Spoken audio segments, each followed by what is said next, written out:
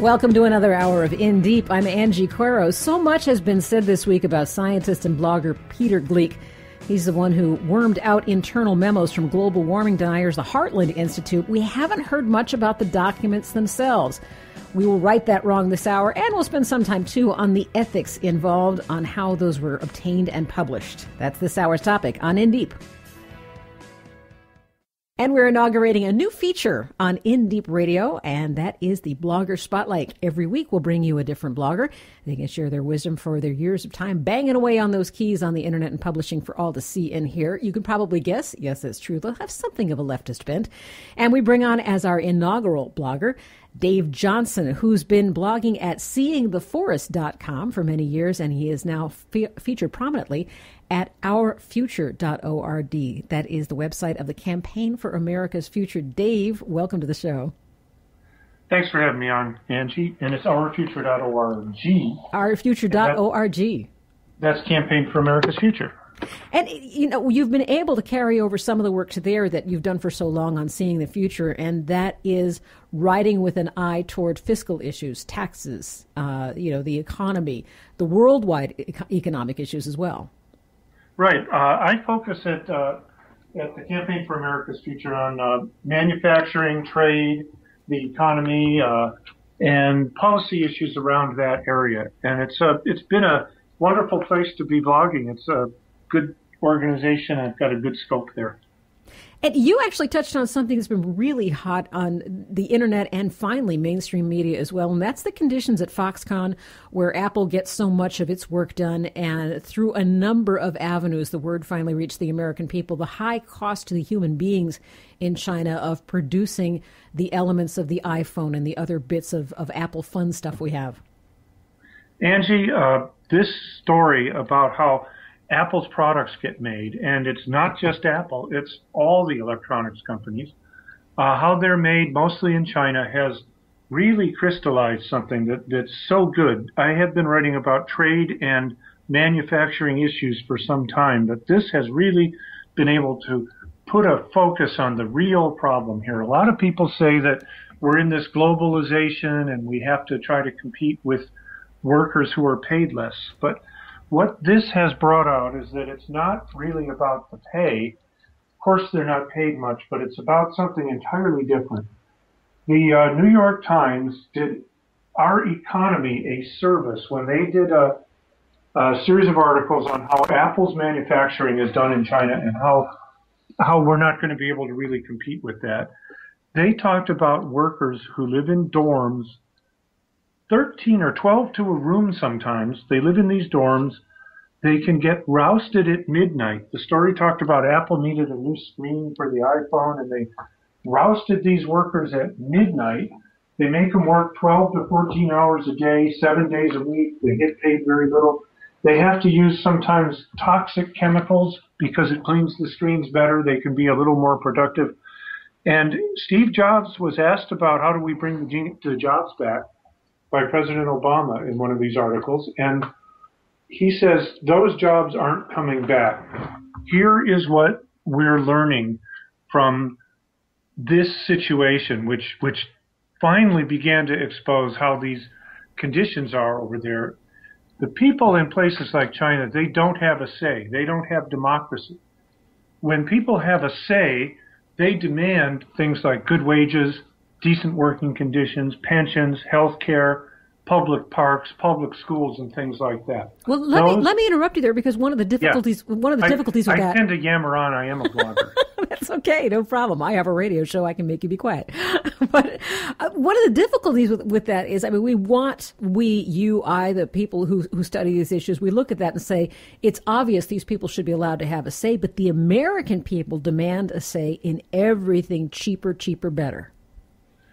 The opening of our borders with these trade deals gives us a choice that we shouldn't have to make. When we, the people, organize ourselves as a government and we say we're going to have things a certain way, we say that we're going to have good working conditions, we're going to have good pay, and the things that we demand as a democracy, when we open up our borders to exploited people, the goods that they make don't cost much to make. When we open our borders to those goods, we are making democracy a competitive advantage. We don't have to do that. We didn't used to do that before Reagan. We had tariffs.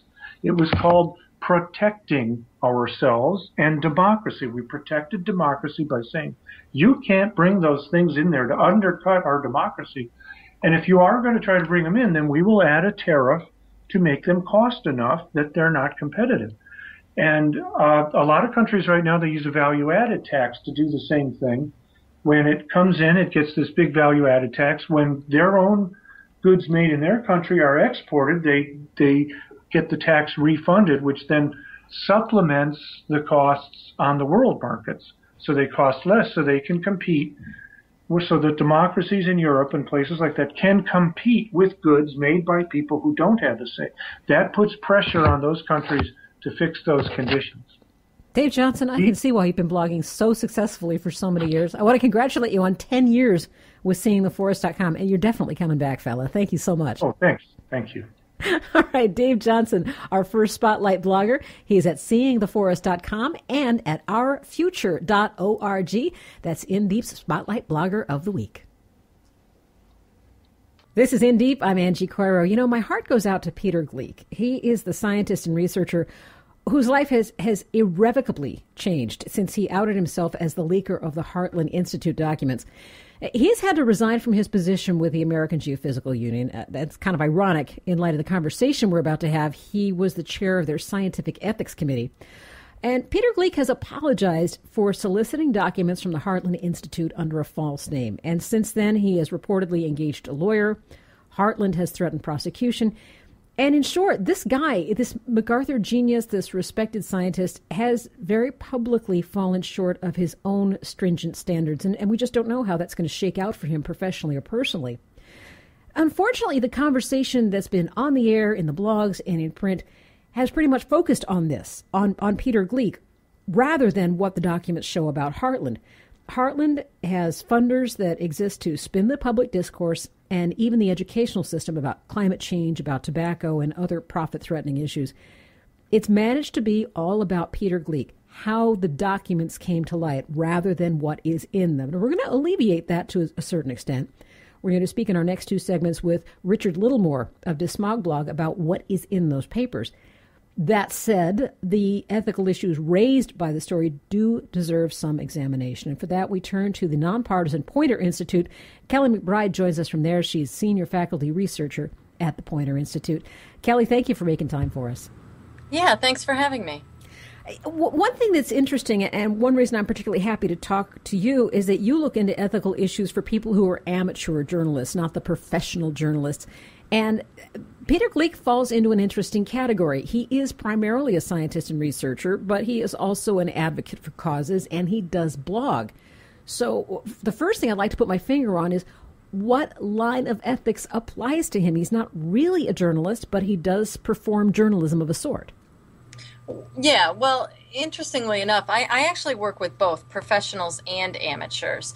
And one of the things that we're noticing as more and more amateurs or people who are not paid to be journalists get into the business of disseminating information and influencing the marketplace of ideas is that they do have different standards. And in some case, they have no standards simply because they haven't thought about what the standards should be for an issue like, should you deceive someone in order to get information? Now, I would argue if your goal is to tell the truth, that you undermine that primary goal when you use deception to get to the truth. And in fact, this is exactly what has happened. In a very real, practical way, nobody is paying attention to the documents anymore, and everybody is talking about how Peter got the documents. And that's what would happen to a professional journalist as well, although a professional journalist would also be fired for using deception in order to gain access to information.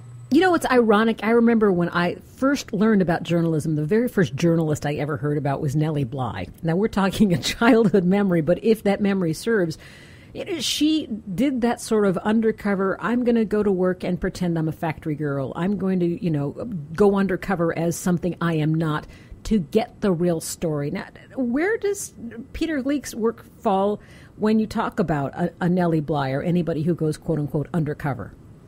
Well, it's actually very different. I mean, Nellie Bly applied for a factory job, got a factory job, and then wrote about what it was like to work in a factory. It's very different than calling somebody up and lying and saying that you are somebody else in order to get that person to send you some information. It is the difference may be subtle, but I actually don't think it's that subtle. I think one is an outright deception, and the other is simply entering into a universe which is open to anybody who wants to enter into it, but very few people do. So there's a significant difference there. What about the comparisons? I've heard this from more than one source, the comparisons that say, look what Daniel Ellsberg did. Yes, he broke an agreement not to disclose what he knew and the papers that he had access to, but he did it for the greater good. Yeah, I still think that that's different than actually deceiving somebody in order to get information. You know, we're talking about whether you actually create a fabrication, you create a lie, or whether you break a promise later. You know, it's a different act.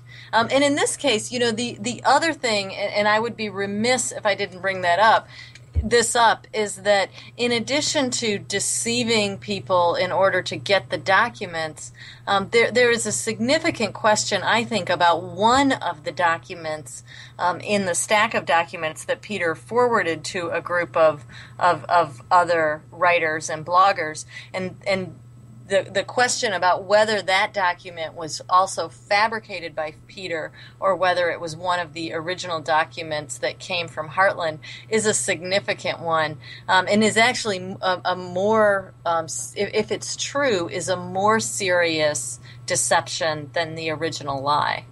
Well, one of the folks from DeSmogBlog that were talking about this issue has made the point, and I've seen it made elsewhere, that everything in that disputed item appears elsewhere in all the other documentation. Does that make a difference? It may and it may not. I mean, the problem is that once you have a piece of information that appears to be fabricated, even if it is true, if it appears to be fabricated, most people will discount it. The audience distrusts information that they know to be even partially fabricated. I mean, one of the things that Jason Blair did when he made up stories for the New York Times is he used the reporting of other people, and the stories were on some level accurate, but people discounted them entirely once they knew that he had stolen the information and fabricated some of it as well. I'm talking to Kelly McBride at the Poynter Institute. We're discussing the Heartland documents as obtained and released by Peter Gleick, who subsequently admitted that he pretended he was somebody else to get a hold of those. Let's talk about the responsibility of the blogs that were the recipients and the other media outlets that were the recipients of these documents. If they know, Kelly, that these documents were obtained through false means, what's their obligation? To publish, to not publish, to publish with some kind of asterisk? What's their job? Well, again, we're talking about an unknown territory here. Bloggers don't necessarily ascribe to the same code of journalism ethics that professional journalists do. Some of them, though, are very concerned with the truth, and so my advice to anyone who receives a set of documents that they know to be stolen is to look at the information in the documents and find other means to get that information. This is how we use anonymous sources in journalism all the time, is that rather than just saying this anonymous source said this information, the first thing that we do is try and find another source, another way to verify that information. And I think that's the obligation of anyone who is really concerned with convincing the audience that the information in these documents is true, would be to verify and provide additional context so that you can prop up the information. Because if it's propped up on an act of deception, most people will doubt it. This is where it gets really interesting for blogs who prioritize being first and being on the leading edge of what gets out to the public, versus making sure that it's right. And when I say right, I mean both correct and moral. Right. It takes time to do this. And interestingly enough, if you want to be taken seriously and you want to influence the marketplace of ideas, you want to influence a group of people, being first actually doesn't get you there. It doesn't achieve your goals. Everybody thinks it does, and being first often gets you a lot of attention for a short amount of time. Being substantial, being right, having different information, having new information, and having a lot of context tends to be what builds loyalty and trust among an audience, as opposed to simply being first. Unless you're reporting sports scores. If you just are reporting sports scores, then first works. I worry that those morals, those standards of respecting the people who get it right as opposed to the people who are first out of the block with it, I'm afraid that those are eroding. And one of the other things I worry about eroding is the means used to obtain a story. And James O'Keefe, who did the famous Planned Parenthood pimping, videos and subsequently appeared in interviews wearing pimp-like clothes so that the story became confused. He wasn't actually wearing those when he was at Planned Parenthood and made those videos. In some quarters, he is being held up as the new kind of journalism. You do what you need to do to get the story, and in his case, to advance a certain narrative. Yeah, and I don't think that will become the standard way of operating. I mean, it's important to note that we're talking about two groups of people here. We're talking about professional journalists, and we're talking about other types of citizens who do journalism. And James O'Keefe and Peter would both be in that second category. But in both categories, you can find egregious examples of people who have deceived in order to get information. And in both categories, you can find people who work really hard to provide a narrative that holds up over time and is truly revelatory.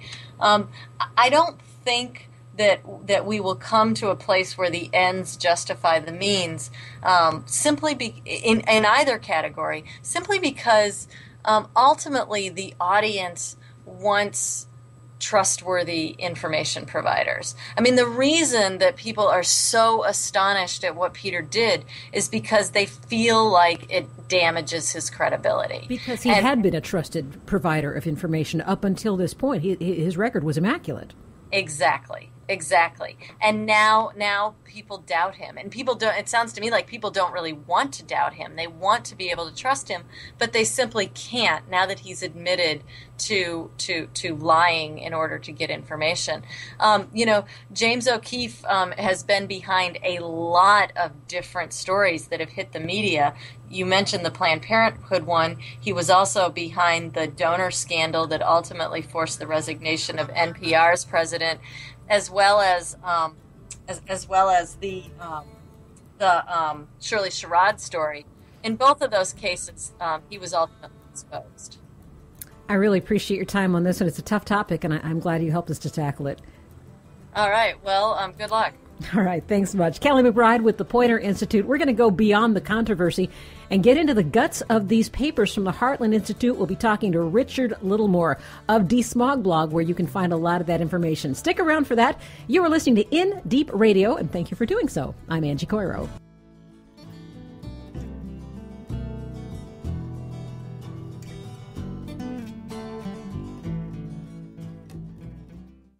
It's In Deep. I'm Angie Coiro, talking about the Heartland documents that were released earlier this month. We've already talked, and I encourage you to go to our website to hear it again if you missed it, about how the records were obtained and what this means for Peter Gleick, what the ethics are concerned, which matters, but I think ultimately is not going to matter as much as what we've learned about Heartland from these documents.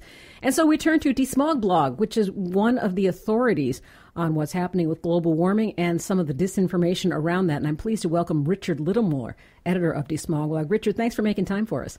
Hi, pleasure. Thank you. Well, let's touch briefly on how much coverage the content of the records has been. I don't know what your impression has been of whether any of the mainstream news media are taking the documents, parsing through them and seeing if there's anything about the Heartland's public reputation that doesn't measure up to what's in these records. Are you seeing any coverage of the contents of this information? Certainly not as much as I would have hoped. The Guardian, the New York Times, the Sydney Morning Herald, the LA Times, Neil Banerjee in the LA Times has done some stuff. So there have been some stories. I expect that there will be more as time unfolds, because the conversation has been distracted now by where the information came from. But the information itself is so compelling. I mean, it so demonstrates Heartland's guilt as a professional climate change denying policy hothouse, that I think you'll see more stuff dribble into the mainstream media. Heartland is an interesting case. Just if I can verge into a little bit of personal information, my sweetheart that I've been with for like 3 years now, when we first met, was not someone who paid a great deal of attention politically to how messages were massaged. And he had a book on global warming that had the Heartland Institute's name on the back. And here's someone who's making the effort to be a well-informed voter, not necessarily someone who follows the politics of it all. And I looked at him as somewhat emblematic of the kind of person who's making an effort to inform himself and yet comes up against that roadblock of whose information is actually legitimate. Do you find that Heartland has managed to insinuate itself into the conversation up until now as someone who is an impartial institute with experts on board that can really help us sort through this quote-unquote controversy? Have they been successful in pitching that? That's their business model. Their whole raison d'etre in terms of everything they do is to sell their services to people who want particular policy positions put forward. I mean, they work for tobacco. They're still taking money from Philip Morris and from the Reynolds American, and they still have a smokers lounge on their site where they deny that. No, really? Yeah, I know. It's just, nobody told them it's 2012. So they, and the other thing they have done very aggressively since around 2007, 2008, is try to position themselves as the number one policy hothouse denying climate change. They run a more than annual conference called the International Conference on Climate Change. They keep, which is not on climate change at all. It's all on climate change now. They keep a stable of tame experts, and I use the word expert very lightly. That these are all people who despite dubious credentials, will willingly deny that climate change is happening or that humans are responsible. They actually have these some scientists, some pseudoscientists on retainer. So the material that they produce looks often very credible as material, the kind of material that serious people would read if they wanted to inform themselves about climate change. But it's so agenda driven and so demonstrably so that you can only wind up arriving at the wrong conclusion if you actually fall into the trap of reading their stuff. I'm talking to Richard Littlemore of DeSmogBlog, and you'll find a link to DeSmogBlog on our blog at indeepradio.com, and Richard Littlemore edits DeSmogBlog. Richard, let's talk about who Heartland is, who their funders are, and whether there's new information in the documents about that. There certainly is some updated information. We had a ton of information about Heartland already in hand because a guy named John Massey, who's a favorite DeSmogBlog contributor, had done a huge amount of research on them even before all this material broke. So we knew some about their funding, but we were still surprised, for example, to see Microsoft among the funders. Microsoft was written down as having given them $60,000 last year. Well, you don't think about Microsoft as a climate change denying organization, and they in fact have backed away and said that they just have this non-governmental organization program. But General Motors is also there. There are quite a few publicly traded companies, and all of those people should be ashamed of themselves. As well, I've mentioned that Heartland is a non-governmental organization. It is actually passes itself off as an educational institute, and it has charitable status. I mean, it gives people tax deductions for the money that it takes. Oh, how lovely. We basically have a situation where the American taxpayer is subsidizing these guys to lie to the American taxpayer, to represent the interests of their other corporate funders, to tell us that the climate change isn't happening. We're actually paying them. And in one instance, somebody pointed out, having bailed out General Motors, we gave money to General Motors. General Motors then gave the money to Heartland, got a tax deduction for having done so, and used the money to lie to us about an enormously important public policy issue. Have you seen reaction in the press? You mentioned that Microsoft says it has backed off from Heartland. Are you seeing any of these other people who are fingered in these documents or being, to use the word, exposed by these documents as having supported them? Anyone else publicly reacting? General Motors? Anyone? Remarkably, GM basically defended itself for its right to participate in the public conversation in this way. Heartland for sure should have its charitable status withdrawn. I mean, this material completely demonstrates that they're not a charity, they're not an educational organization. And in fact, the document says quite clearly from an educational standpoint that their priority for climate change education is to create a K through 12 curriculum that convinces children that this is all confusing and controversial. Mm-hmm. Teach the controversy, which is, of course, what we hear with evolution.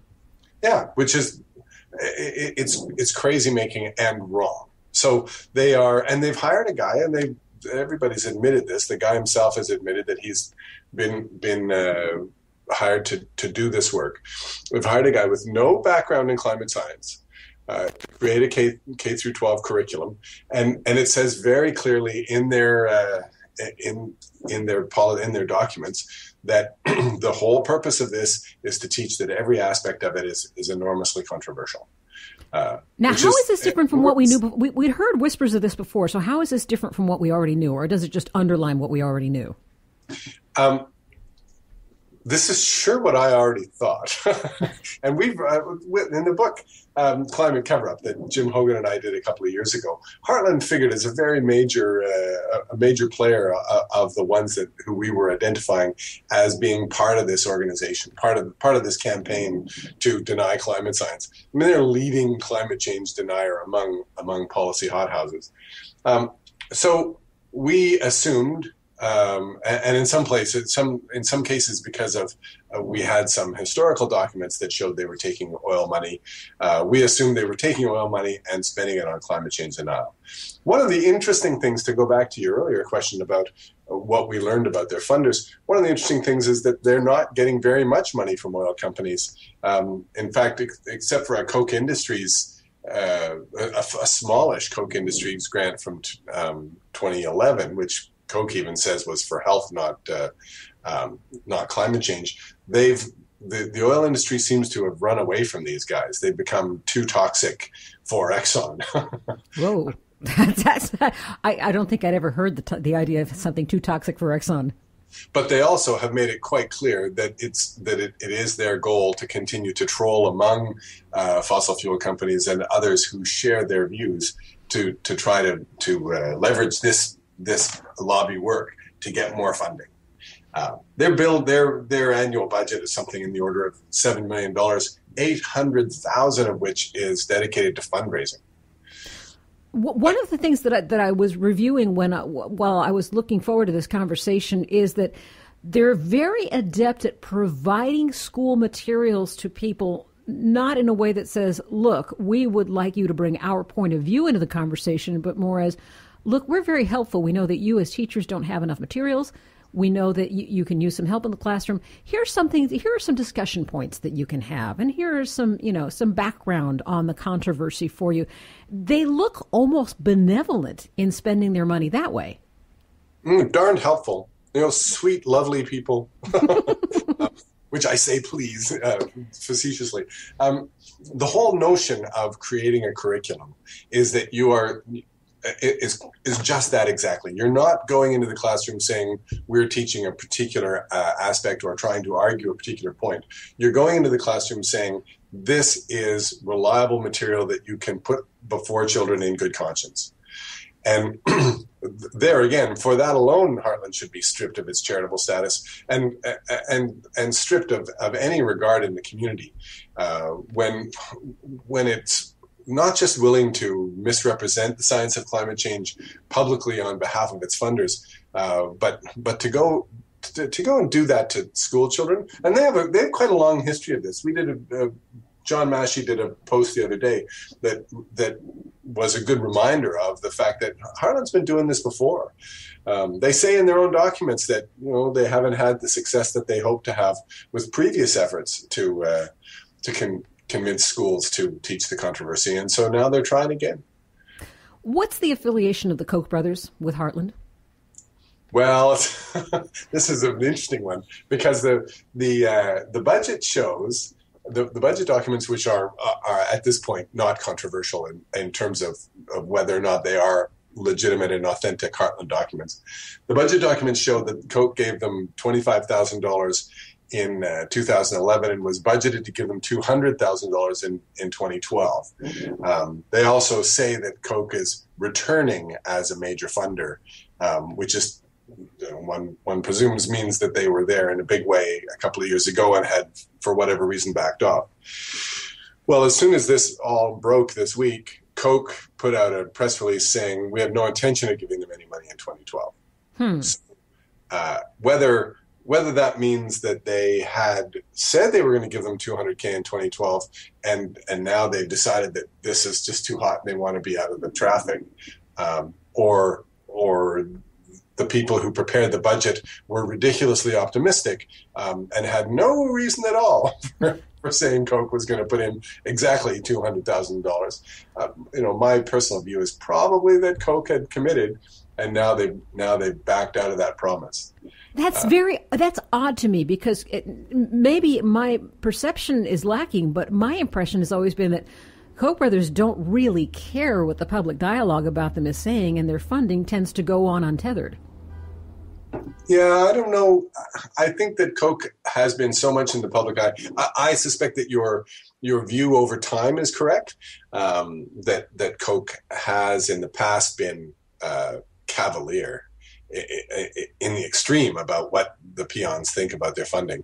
But they've been getting roughed up pretty well in the press lately. People are on to the Koch brothers. I mean, these are the people who have completely bamboozled all of right-wing America into joining the Tea Party, believing that the Tea Party was representing the interests of the little guy standing up to government, and not understanding that the Tea Party was dreamt up and funded by the 1%, by a couple of guys who are the 17th and 18th richest men on the planet. Yeah, it's amazing how that hasn't really made enough rounds yet. I'd love for that reality to permeate some of the coverage of the Tea Party.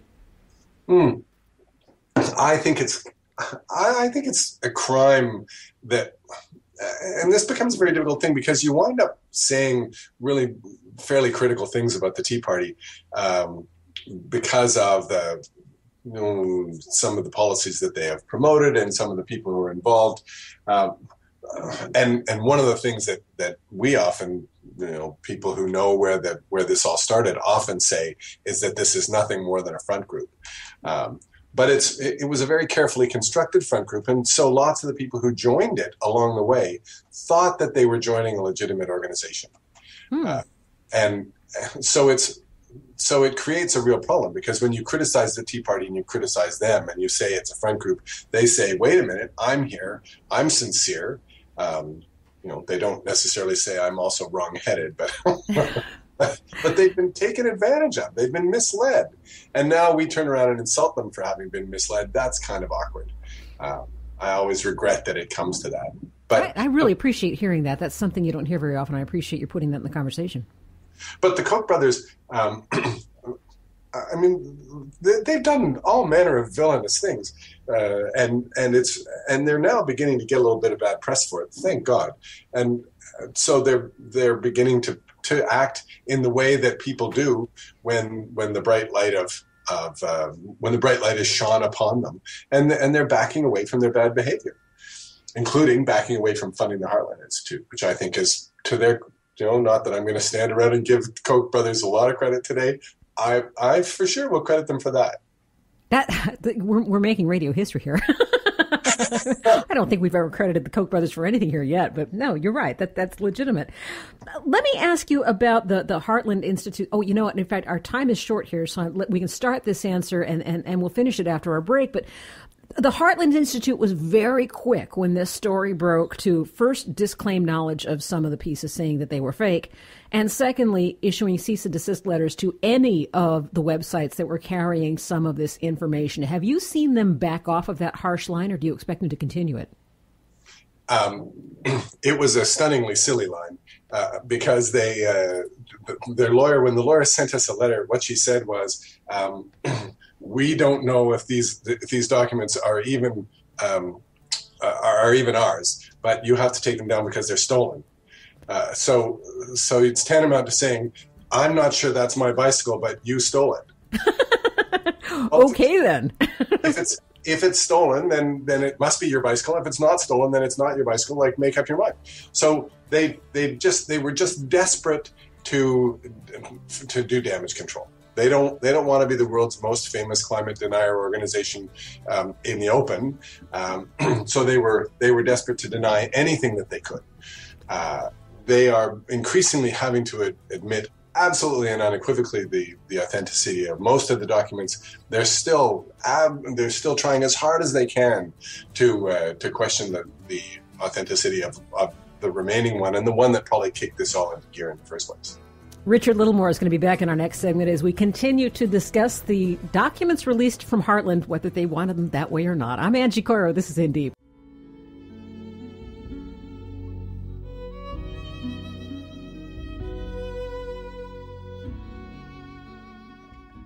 You're listening to In Deep. I'm Angie Coiro. We're talking about the Heartland documents that were leaked earlier this month and focusing in the last segment and more in this one on the actual content of the documents itself, what it tells us about Heartland, how they've reacted to them. And we're talking to Richard Littlemore, who's editor of DeSmogBlog, who has some of the information on their pages. You can find that link at our site, indeepradio.com. Richard Littlemore, before the break, we were talking about the contention from Heartland that one of these documents, at least, was clearly not like the others, was not authentic. Tell me about that document. What looked different about it, and why is it questionable, and what's your take on whether it's real? Most of the documents that we received were part of a board package, the kind of package of briefing materials and background information that the board of directors gets before their monthly meeting. So it included fundraising documents, it included their fundraising strategy for 2012, their budget for 2012, and then a bunch of sort of background minutes from the last meeting, the usual stuff that you would expect in a board package. As well, there was something that looked very like an executive summary of that material. It was a 2-pager called the Climate Strategy, and it pretty much doubled. Well, it was an executive summary. It was a greatest hits report of everything that you would find in the rest of the document. Now, Heartland came along afterwards and said, these aren't our documents, and if they are our documents, we didn't mean for you to have them. But that one document, that's a fake. So we looked at it, and my initial take on it was that it looked pretty. Number one, it looked pretty real, and number two, everything that was in it was doubled elsewhere, was corroborated elsewhere. Mm-hmm. The story more recently, the guy who Dr. Peter Gleick, who is the person who now has taken responsibility for having duped Heartland into giving us this information in the first place, he says that what happened is that an anonymous donor sent him that climate strategy document separately and in the first place early in January, and that was what inspired him to go looking at Heartland for the corroborating material. So the climate strategy document, it's a different font. It was scanned, not a PDF document. There were differences, substantive differences between it and what was in the rest of the package. But they both arrive at the same conclusion, which is that Heartland is dedicated to denying climate change, is taking money from, is dedicated to using that position to leverage money out of donors, and is wanting to go out and lie to children with a curriculum package. Have they made any statement now that it's clear that what is in the disputed document is pretty much what's bolstered elsewhere in the documents? Have they just shut up about it? Are they still pushing that? What are they doing now? Now they're screaming that the guy who suckered them into giving out their documents is the world's greatest villain, and that this is going to do more damage to the understanding of climate science than anything since the ClimateGate controversy 3 years ago. Within it was probably 4 or 5 days, they have their very own website completely dedicated to what they call FakeGate. So they're spinning this thing as hard as they can, and their network of people, Anthony Watts at What's Up With That, and Mark Morano at not Climate Audit, Climate Depot, and Steve Malloy at Junk Science. I mean, all their guys are all saying, "Oh, FakeGate! This is all terrible. This is undermining the credibility of all climate science because we were so stupid as to email our whole board package to a stranger." Huh. One of the things that alarms me in not only the coverage that I'm seeing of this, but in the responses to the coverage that you see in the comment sections on blogs and elsewhere, my big fear is that this isn't going to make any difference at all, because I'm seeing the same polarity. I'm seeing the same arguments over fake science. I'm seeing the same arguments over politicization of science.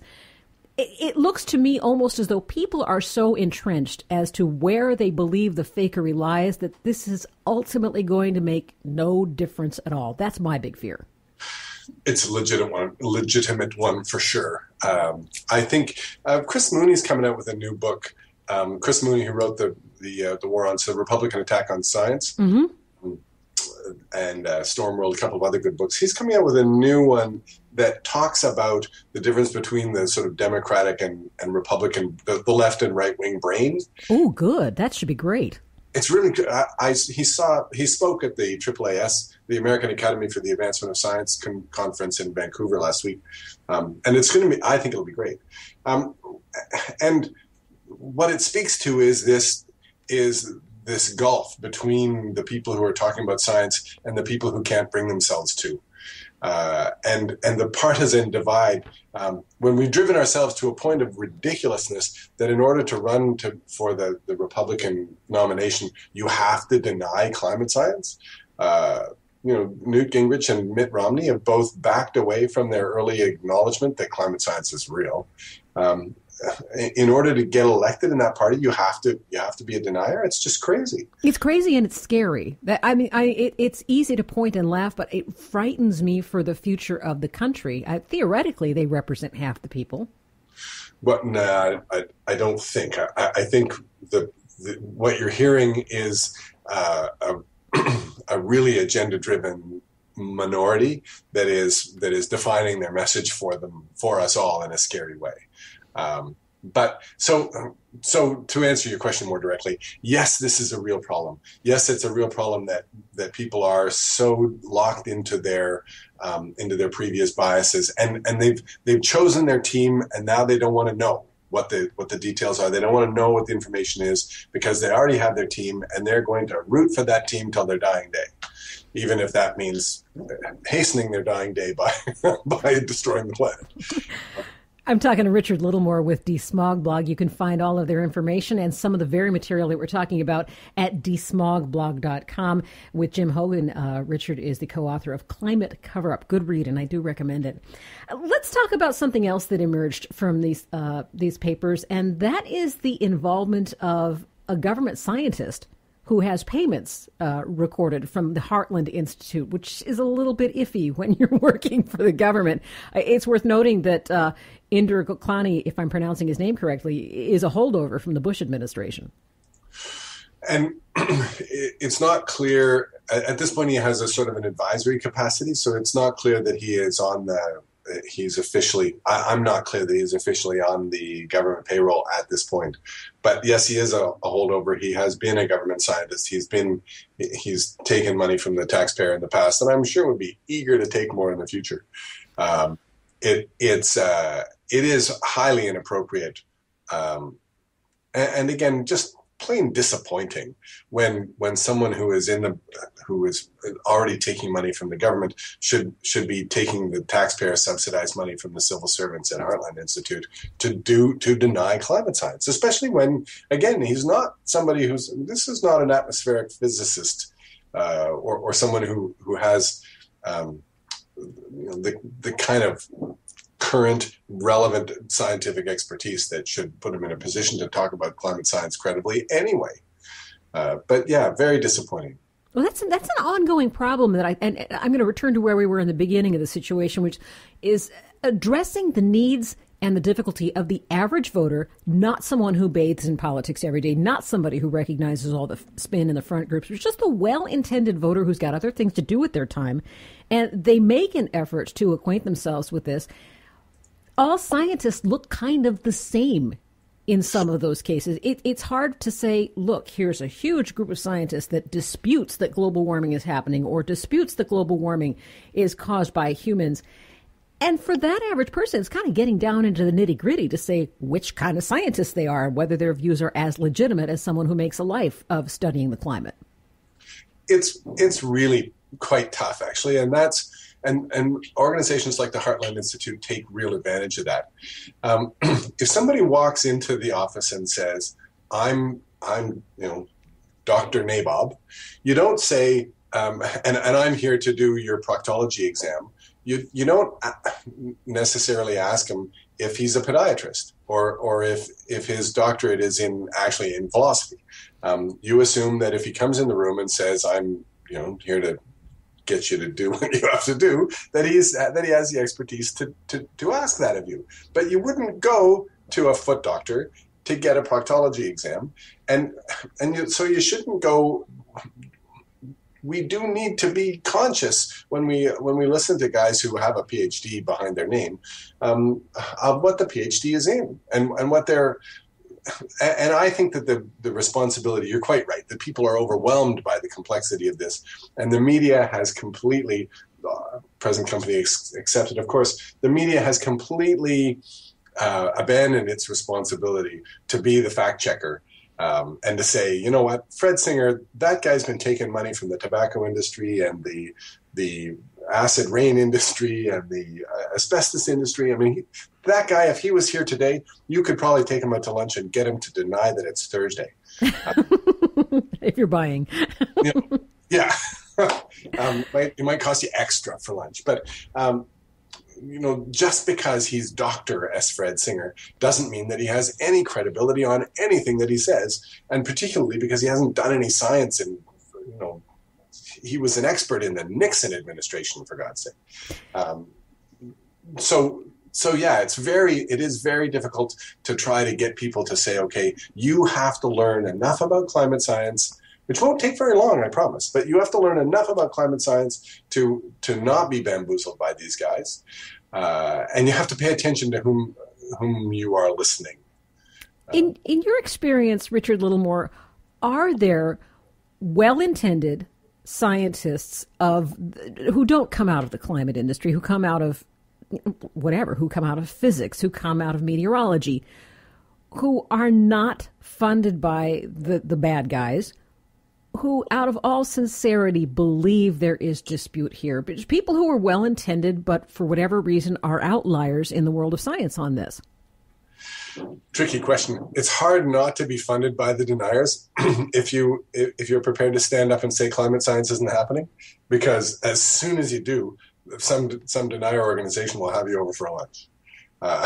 So it's almost difficult in that case. There are some charming old guys, mostly old guys, who haven't really done much work in science in a long time, who the last thing they remember about science led them to believe that we shouldn't leap hastily to conclusions about man's ability to affect the whole planet, who are curmudgeonly and contrarian by nature, who have stood up in the past and said, I legitimately don't think that this is an issue.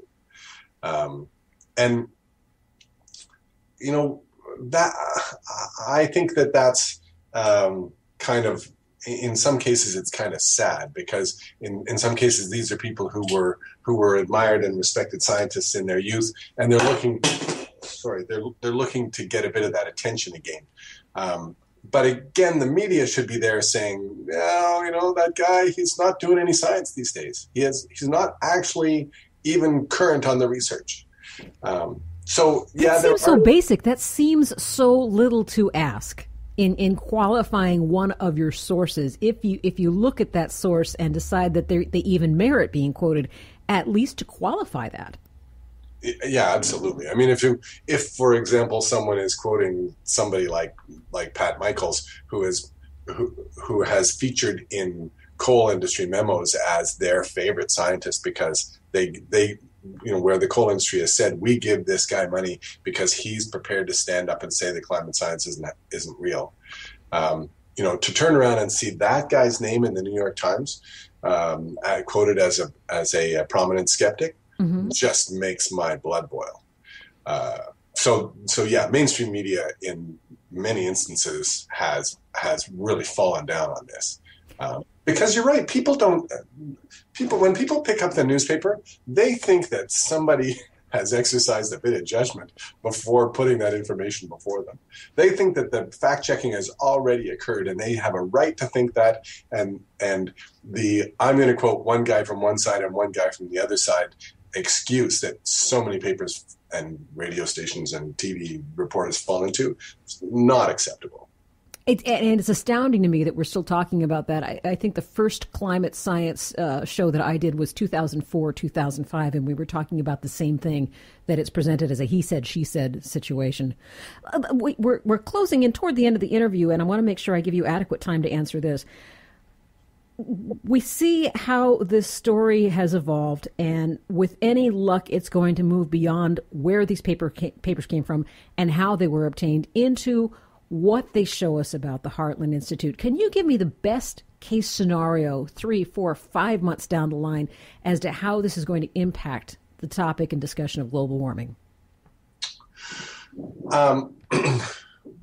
Well, I certainly hope that Heartland's funding will have collapsed and that they will have abandoned climate change as an issue that they're taking interest in at all, because they have other things that they lobby on, some of which might be argued to be reasonable.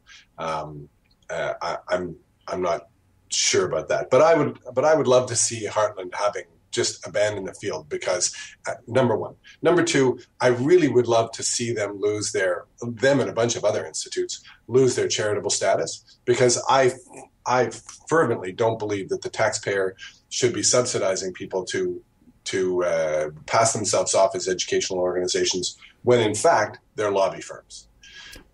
Is anyone moving in that direction? Is anyone pressing the case for them to lose their status? Coincidentally, John Massey had filed a complaint to the IRS the day before all this broke. And I know that there have been some other complaints to the IRS. You should not, an organization like Heartland that exists to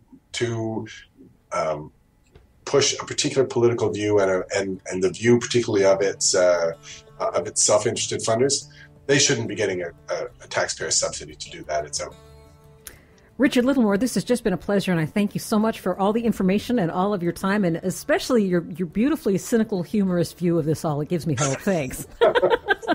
Yeah, you're welcome. Try not to be cynical. But you do it the right way. Richard Littlemore is editor of DeSmogBlog. You'll find that at DeSmogBlog.com. A lot more information, more than we could possibly cram into this hour. I appreciate your listening to this hour. And, of course, this is a topic that we will stay on top of. You can check out our further information at indeep.org. I'm Angie Coiro. This is In Deep. And that's a wrap on this conversation, but the conversation continues at indeepradio.com. We'll see you there. Our executive producer is Gordon Whiting. Matt Fedler engineers our show. Our theme is by Big Troubles. David Gans provides the closing music you're hearing right now. Thanks to Peter James Callahan at We Act Radio in Washington and to Hal Ginsberg at KRXA in Monterey, California. We will be back next week to once again go in deep. Come on back then. I'm Angie Coiro. Who stole the future has an oil drum for a heart and a strange preoccupation with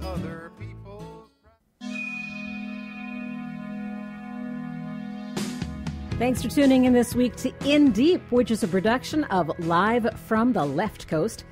You can get more information on the show and our company at lftlc.com. Live from the Left Coast. While you're there, you can become a member and support our work. We have a separate website for the show that is indeep.org. If you have any questions or feedback, there's a contact button right there, indeep.org. We are developing a recurring series on mental health issues in our country, especially in this economy. And you're a big part of that. We'd like your topic suggestions, your stories, and your questions. Send them in via our website, the contact button at indeep.org. Join us again this time next week for 2 more hours of in-depth conversation. I'm Angie Coiro. Thanks, and we will see you then.